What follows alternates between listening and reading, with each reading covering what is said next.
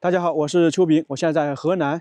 身后这里呢是一栋大院，在100多年前，大名鼎鼎的袁世凯就出生在这里，并且在这里长大。今天我们就来看一看袁世凯当年生活过的地方是什么样子，并且据说这里呢还有袁氏家族的一个诅咒，一个魔咒，袁世凯也没有逃脱过。昨天晚上下了一场大雪，白茫茫的一片，现在还在下呀。来到北方的话，应该是经常能够看到雪。袁世凯的故居呢，就在这里。这一眼望去，是不是跟我们在山西看的那种大院很相像啊？我估计差不多。按照资料记载，它这个大院呢，算是一个城堡式的。我们现在看到的只能是以前的1/10，最多的时候这一块的面积非常大呀。这个雪现在下得越来越大了。作为南方人，看雪看得非常少，从而呢，我是比较喜欢看下雪的，感觉一看到这种雪天场景都有点激动。现在去买票参观一下。瑞雪兆丰年呢，这个雪下的是越来越大了，挺壮观的。这个是袁家的大门，我们现在看起来是比较壮观，非同一般。其实袁家当时建成的时候，它这个大门更非同一般，完全是跟一个城墙一样的。在当时他们建成的时候，有那个护城河，还有桥梁，以及那个大门是那种吊起来的。就我们经常在影视剧中看到，有人攻打城门，要把城门马上吊起来。袁世凯故居也叫做袁在古民居，是在河南项城市。最早呢是明末的石室庄园，到了清朝中后期，由袁世凯的长辈、父亲以及再上一辈的人筹资购买。因为这样大的房屋，单靠1、2个人是买不了的。到了清朝咸丰时期，当时不是有比较大的起义运动嘛，太平天国、捻军等等。当时袁家呢，为了躲避捻军，历时数年，开始扩建、修缮这座大院，最终呢，建成了一座大型防御寨堡，这个就称之为袁寨。这个建筑呢，规模宏大。以前呢，占地面积是达到270余亩，楼瓦房共计661间，里面呢有住宅、学校、兵营、花园，其中呢人均面积达到50余亩。建筑布局呢坐北朝南，最有特点的是，这是一座方形的寨墙，四角有炮楼、有守卫，这是一个复原的效果图，完全就跟一座城市一样的，四方四正有角楼。并且这座城堡外面呢，还有我们熟知的护城河，这里叫做寨河。关键呢是有3道。我们现在在城堡旁边呢，还看到一些河流，我估计就是当年的护城河。我们说以前一些城市只有1道护城河，它这里有3道，防御性极强。我们刚刚说楼瓦房是600多间，那么其实用来居住人的总共大概是248间。寨墙高度达到10多米，里面呢还有优美别致的花园。进来了，这地上的积雪还是挺厚的，不知道下到什么时候。整个这个袁世凯的故居现在大概是分为3个院落，中间的还有东西2侧的，能够看到一些以前的建筑，很有可能是明末清初的。因为整体它这栋大院的构造是在明末清初的一个大院里面那个改造而来的，都是典型的这种北方民居的特色，砖结构的，跟南方看到的完全是不一样吧。我们先去西边看一看吧。袁世凯相信大家都非常熟悉了，很多资料都讲述过他的故事，对于他的评价呀，可以说是争议非常大。不过有一点是大家共同的认为，如果他没有走称帝那一步凑齐呢，他的评价是非常高的。不过呢，最终他由于走上称帝那条道路，使得那个身败名裂、众叛亲离。现在我们看袁世凯的故居都感觉非常大，想一想当年的范围就更不得了了。这边是西边的院落，我们先来看一看，主要是一些展示他们袁家的历史、袁家的发迹过程。有前中后3进院落，总面积达到1900平米。这个雪下的是真的越来越大了。在这里呢有2个雕塑，一男一女。袁家騮，他是我们国家著名的物理学家，他呢是袁世凯的孙子，1912年出生于河南安阳。袁世凯能够发迹，一方面呢是由于他自己的能力，另外重要一点呢是他的家族给他了强大的助力，因为他们家族呢最早也是比较落魄，后面是经过几代人的努力变成了一个大家族。现在呢我们就来简单介绍一下他们袁家是如何发迹的。任何一个家族要发迹都是经过几代人的努力。袁家的发迹算起来应该是从袁世凯的曾祖父开始，他叫做袁耀东。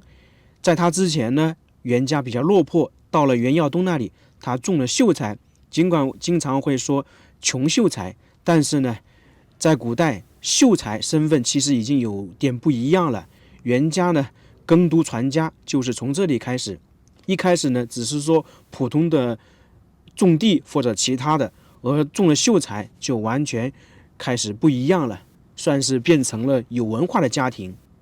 在当时呢，袁耀东娶了一个名门望族的大家闺秀，你如果不是秀才肯定是娶不到，因为在古代特别重视读书人。袁家能够发迹，这个女人呢也发挥了重大的作用。经常有这样一句话说嘛，一个成功的男人后面呢一定有一个伟大的女人，袁耀东也是如此。他们结婚之后生下了4个儿子，结果呢袁耀东却在36岁的时候去世了。这个时候他的媳妇顽强地把4个儿子拉扯成人，并且呢算是培养他们成才。其中有一位儿子呢在道光时期中了进士，他应该算是彻底的奠定了袁家的日后辉煌。袁甲山这个人非常厉害呀，他一开始是进士，后面呢做到漕运总督，这个职位就相当重要了。我们现在看的铜像就是袁甲山，他在中完进士之后可以说是一个京官了，因为在封建社会进士是非常难得的，他是可以直接去做官的，最少应该是县令起步。你像当时的朝廷大员基本上都是进士出身，他是道光时期中的进士，后面咸丰时期有太平天国和捻金起义，应该大家都有所了解了。由于当时清政府的腐败已经无力对抗这些起义运动，于是下令各地的乡绅可以组织团练去对抗这些起义运动。你像比较典型的曾国藩、李鸿章等人，那这个袁甲山呢，他同样在老家呢组织团练，后面呢组织部队去抵抗起义军，结果呢他赢了很多次，这样的话就战功显赫，一路受到朝廷的提拔，最终呢做到了漕运总督。一个家族出了这样的一个人物，那肯定会使整个家族声名显赫，地位呢不断提高。在这个过程，袁家呢就买下了这样一座大院，进行整修改造。我们继续说袁家的故事。一个家族想要长盛不衰，不光靠一个人，袁家同样是如此。袁甲山成功了之后，他的儿子侄子呢也跟随他从军，也立下了很多功劳。有些人呢成了知名的将领，也有一些成为李鸿章淮军的重要幕僚。因为当时这些南方的团练呢基本上是相通的，最著名的部队就是曾国藩的湘军，李鸿章的淮军，那么其他的一些地方的军事力量团练呢基本上是并入到他们这2支队伍当中。袁世凯最早的发迹也是从淮军开始的，我们看影视剧中也了解得到，袁世凯能够最后成为封疆大吏，李鸿章是一路提拔他，这正是袁世凯的叔叔以及爷爷那一辈的人为他打下了基础，人脉在那里。这是袁世凯家族4代人科举考试的成果，最高的成就是袁甲山、袁宝恒。山这个属于他们爷爷那一辈的，宝呢是他父亲那一辈的，士是袁世凯这一辈的。从这个图也能看出来，袁家不简单呐。3代人有2个进士，4个举人，秀才都10多个了，这非常了不起啊！我们平时看很多家族10多代人有这么多举人进士都不得了了，他家里才3代就有这么多。我们先来简单介绍一下袁世凯的一些经历，真的是非常传奇啊！他1859年出生于这个河南老家，家里呢是书香门第之家，也可以说是军人世家。从小呢对袁世凯也比较注重培养，不过呢袁世凯当时科举考试呢没有中，那只能去从军。在1885年，他去了朝鲜，立了一些功劳。1895年呢，在天津小站组建一个部队训练新军，应该是李鸿章推荐他过去的吧。1899年呢，出了山东巡抚。1901年任直隶总督兼北洋大臣。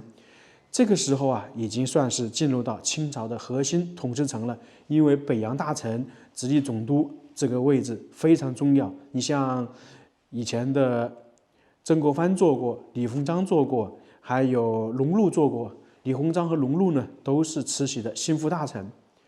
1907年又出任那个军机大臣，地位呢是一步一步提升。1909年罢官归里，这是由于慈禧去世之后，那个摄政王把那个袁世凯赶回老家了。后面发生辛亥革命之后，清朝政府呢只能把袁世凯重新请出来。他复出之后没多久啊，就干了一件事情，这个是很多人认为他有大功劳的一件事情，就是逼迫清朝最后一位皇帝溥仪退位，就相当于在他手上结束了2000多年的封建王朝统治。1912年呢，被推选为中华民国临时大总统，第2年呢成为正式大总统，可以说他是中国第1位正式大总统。我们之前去看袁世凯的墓，也简单的介绍了一下。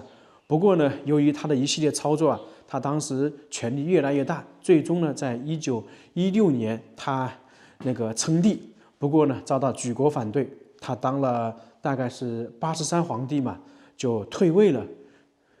这个时候呢，他是众叛亲离啊，最终呢，在1916年6月份去世，享年57岁，也可以说是58岁。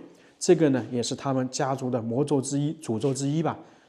走到这里，发现是不是跟山西那种四合院有点相似啊？这是当时袁世凯的父亲建造的，袁世凯出生在前面。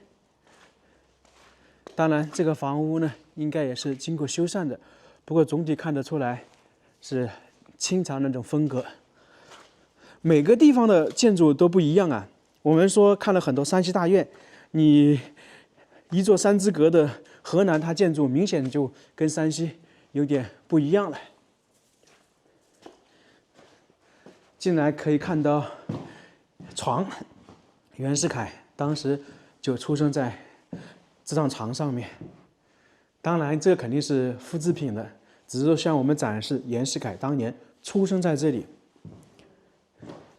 这里还有一个房间，看一看。这应该是袁家的人在这里读书。袁世凯呢，也是在这边启蒙。刚才我们说了，袁世凯科举是没有中的，才去从军了。其实，在封建社会，一般大家是先读书，如果能中科举，就继续发展下去；中不了，再考虑其他途径。袁世凯大名鼎鼎，他其实一早的出身是不太好的。他的父亲叫袁保中，是袁家的长子长孙，地位是非常高的。而袁世凯呢，他的母亲是当时袁家的一个丫鬟，后面呢是变成了袁保中的妾，生下了袁世凯，从而算是庶子嘛，地位不高。一开始呢也不受重视。袁世凯的命运第一次被改变，是由于他的叔叔由于经常作战没有儿子，从而呢袁世凯相当于过继给了袁宝庆。7岁的时候，他就跟着他的叔叔袁宝庆生活，那个时候已经变成了父亲了。后面他的继父去世之后呢，他又跟着他的堂叔生活。这样走了很多地方，袁世凯呢眼界就打开了。大概17岁的时候，袁世凯呢回到老家，并且在这里成婚。这个时候，袁世凯命运的第2次转折也算是开始了。17岁的时候离开老家，在其他地方自立门户。没多久呢，他去科举考试没中。这个时候呢，他就准备从军，因为有他的继父以及袁甲上的人脉在嘛，算是投笔从戎。很快呢，就站稳脚跟了。从军开始之后，袁世凯平步青云，最终在1901年做上直隶总督兼北洋大臣。这又是一次重大的命运转变。那这个时候呢，他的母亲去世了，袁世凯就回老家奔丧。袁世凯回到老家之后，他想让他的母亲葬在袁家祖坟，但是遭到他的哥哥的反对。袁世凯的父亲当时是6个小孩，嫡子呢是那个袁世敦，袁世凯呢是庶出。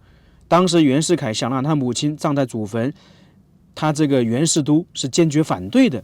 理由呢，可能就是说，你一个妾不能葬在祖坟里面。另外一点呢，袁世凯你已经过继给袁宝庆了，反正就是不同意。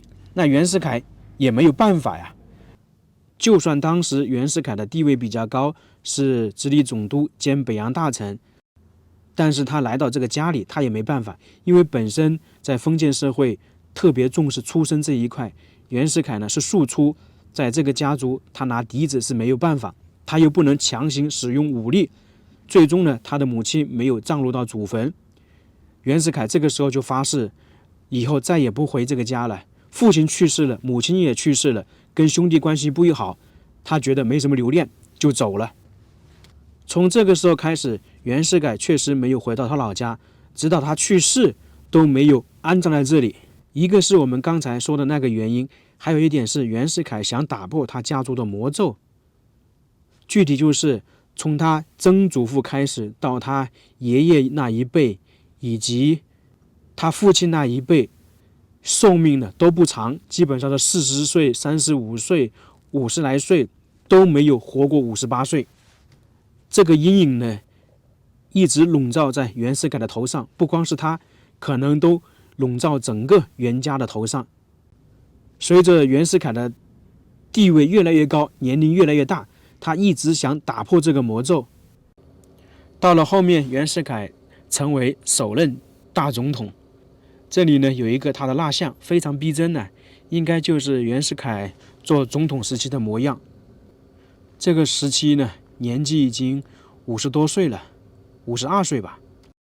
这里还建造了一个袁世凯称帝时期的模样啊，他坐在他的龙椅上面。他这个服装跟之前的帝王服有点不一样啊，这个一般我们称为冕服。袁世凯称帝啊，是一招臭棋。有这样一种说法，袁世凯称帝就是为了打破家族的魔咒。在1916年的时候，袁世凯的身体其实已经很不好了，他就想到家族的魔咒基本上活不过58岁，于是呢，他就想利用称帝来镇压这个魔咒，就选择在1916年称帝。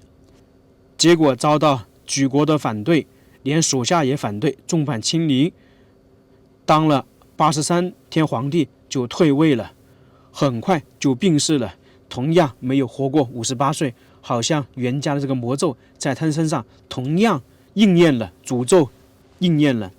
袁世凯为什么要称帝？我估计啊，包括大部分人都认为，他其实就是想把这个天下变成他的家天下。至于我们说的那个破除魔咒或者其他原因，都是次要的，最重要的就是想把这个国家变成他们家族世世代代传承的，就跟封建王朝的那个帝王一样的。可惜他料错了局势，没想到全部反对。那袁世凯的故居以及袁家的发迹史，我们就差不多看完了。袁世凯呢是一个富有争议的人物，不过呢他在当时还是做了一些事情的。你像办理学校、修建铁路等等，还是做出了一些贡献的。从两方面看袁世凯嘛，他称帝固然是不对，但是他做的那些促进时代发展的，我们还是得肯定。那这个视频我们就到这里了，非常感谢大家，我们下个视频再见。